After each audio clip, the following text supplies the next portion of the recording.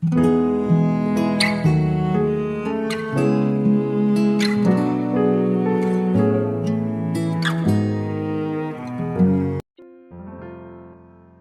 saudara yang dikasihi Tuhan Yesus, selamat malam dan salam sejahtera bagi kita semua.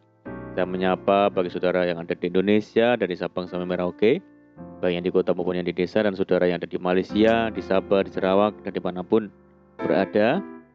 Senang sekali kembali menjumpai saudara pada saat ini. Kiranya damai sejahtera dan sukacita daripada Roh Kudus melimpah dalam hati dan kehidupan saudara semua.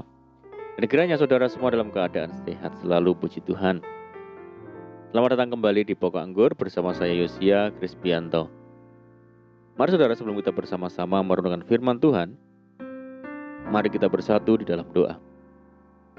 Bapa di surga, Bapa yang baik yang penuh dengan kasih karunia, Bapa yang kami muliakan di dalam nama Tuhan Yesus, kami mengucap syukur oleh karena pertolongan dan penyertaan-Mu di sepanjang hari ini, sehingga kami boleh dimampukan Tuhan untuk melewati hari ini, melakukan tugas dan tanggung jawab kami serta aktivitas kami. Itu semua karena berkat pertolongan Tuhan. Pada saat ini kami kembali rindu ya Tuhan untuk merenungkan firman-Mu. Berbicaralah kepada kami ya Tuhan, urapi kami, jamah hati kami, sehingga kami boleh memahami maksud firman Tuhan. Terima kasih ya Tuhan, kami siap merenungkan firman-Mu. Hanya di dalam nama Tuhan Yesus kami berdoa. Amin. Baik saudara, kita akan membaca bersama di dalam 1 Korintus 10 ayat yang ke-13. Pencobaan-pencobaan yang kamu alami ialah pencobaan-pencobaan biasa yang tidak melebihi kekuatan manusia. Sebab Allah setia, dan karena itu Ia tidak akan membiarkan kamu dicobai melampaui kekuatanmu. Pada waktu kamu dicobai, Ia akan memberikan kepadamu jalan keluar, sehingga kamu dapat menanggungnya. Puji Tuhan. Saudaraku, tidak ada seorang pun yang luput dari persoalan hidup, baik anak-anak maupun orang dewasa. Pasti akan mengalami yang namanya persoalan hidup.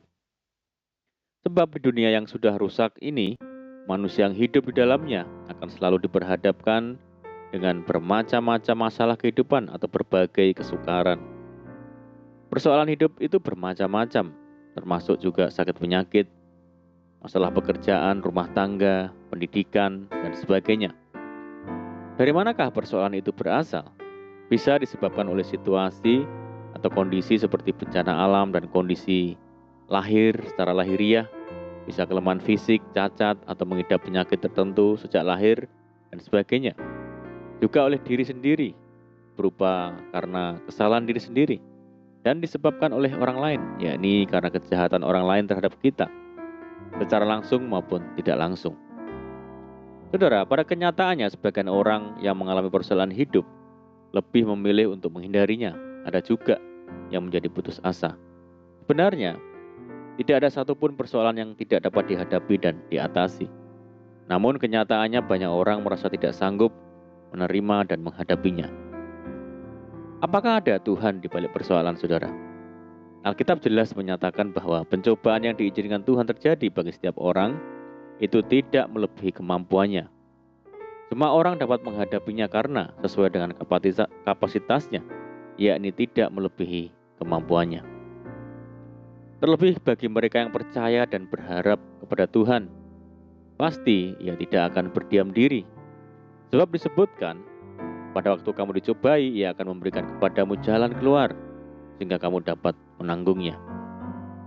Tetapi seringkali ada yang membandingkan persoalan yang dihadapinya dengan persoalan orang lain.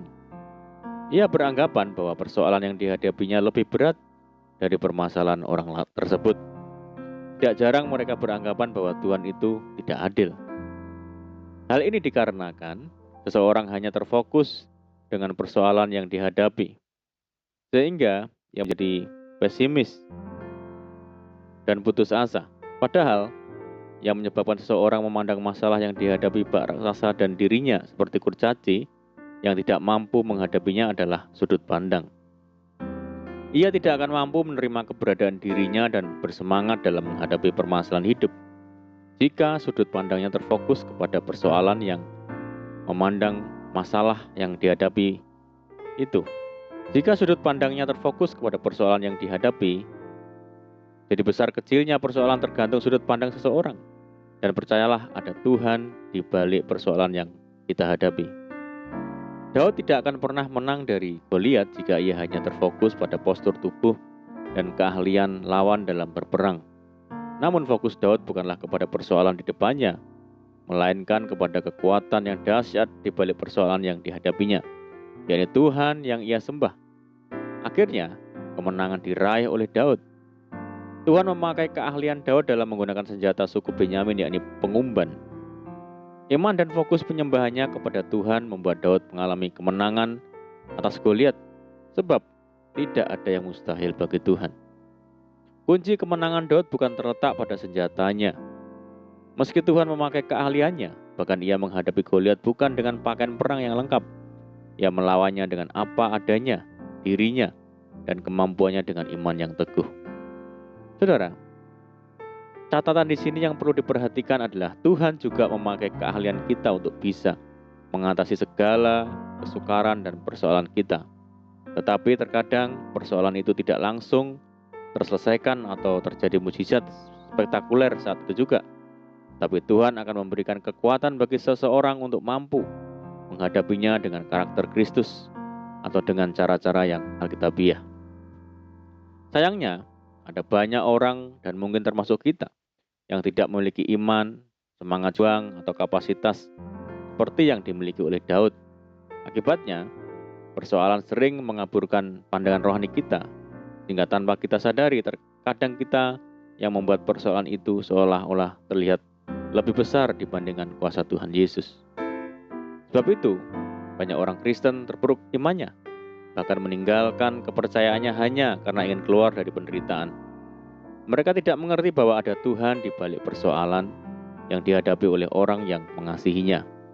Ia tidak pernah mengabaikan dan meninggalkan orang-orang yang berseru kepadanya. Saudara, berhentilah terfokus pada persoalan di depan kita, tetapi lihatlah Tuhan Yesus Maha Kuasa yang sanggup mengatasi dan memberikan jalan keluar atas persoalan yang kita hadapi, dan temukanlah maksud dan rencananya di balik persoalan tersebut.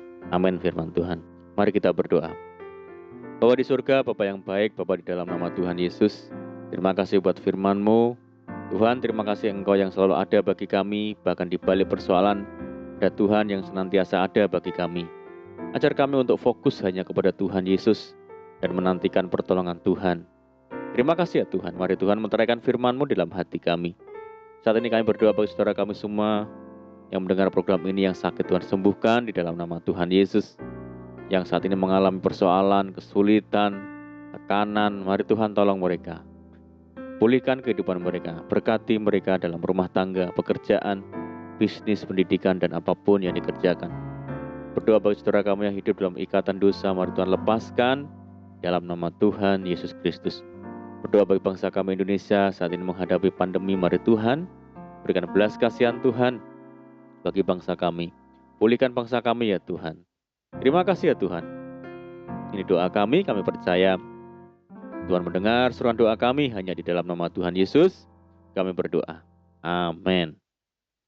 Puji Tuhan saudara, kita sudah berdoa. Saya percaya saat ini kita dikuatkan dan diberkati. Mari kita tetap semangat di dalam Tuhan. Jangan berputus asa. Tetap berdoa, bersukacita senantiasa, sebab di dalam Tuhan kita sanggup melakukan segala perkara.